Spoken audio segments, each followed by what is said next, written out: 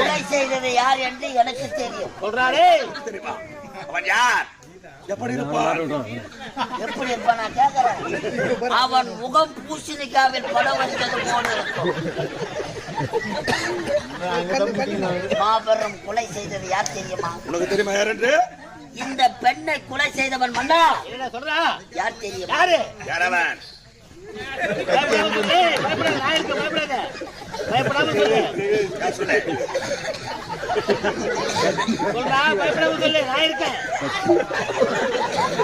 யார் சொல்லு பார்க்கலாம்? ஐயோ மூக்குல தருணானா மூளைக்கு தருணா நேரம் வச்சுக்கிறானே. முருகாண்டி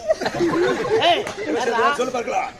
எவனோ கொலை பண்ண, எவ்வளோ செத்தா, நம்ம உயிரை நம்பத்தான் காப்பாத்திக்கணும்.